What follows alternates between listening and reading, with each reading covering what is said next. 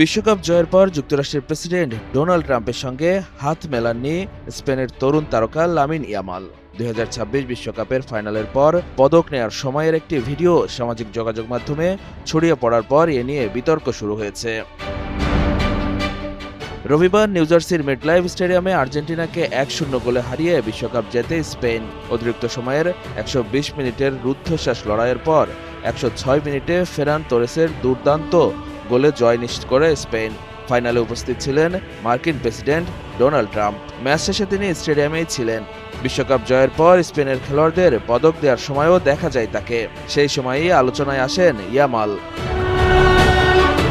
সঠিক প্যাড আর সঠিক তথ্য দিয়ে এসব সামলে নিব এক হয়ে। Mona Lisa sanitary napkin. 19 বছর বয়সী এই বার্সেলোনা উইঙ্গার বিশ্বকাপ জয়ের পর ট্রাম্পের কাছ থেকে পদক নেন।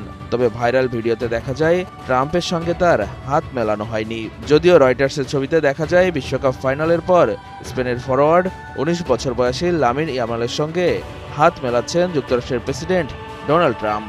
এ সময় ফিফা সভাপতি জিয়ান্নি ইনফান্তিনোকেও দেখা যায়। ইনফান্তিনোর পরেই দাঁড়িয়েছিলেন ট্রাম্প। ট্রাম্প ইয়ামালের হাতে বিশ্বকাপের পদক তুলে দেন। ইয়ামালও মাথা নেড়ে কৃতজ্ঞতা জানান। তবে দুজনের মধ্যে করমর্দনও হয়। এদিকে এই বিশ্বকাপ ইয়ামালের ক্যারিয়ারের বিশেষ হয়ে থাকবে। 19 বছর বয়সে তিনি বিশ্বকাপ জয়ী দলের অন্যতম তরুণ সদস্য হয়েছেন।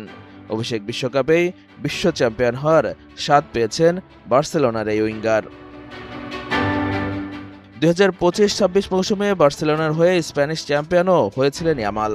বিশ্বকাপে তার গোল সংখ্যা মাত্র একটি, তবে স্পেনের খেলায় তার প্রভাব ছিল গুরুত্বপূর্ণ। ইউরোপ ও বিশ্বকাপ দুই শিরোপা জেতায় এই তরুণ তারকার সামনে ক্যারিয়ারের আরও অনেক সময় পড়ে রয়েছে।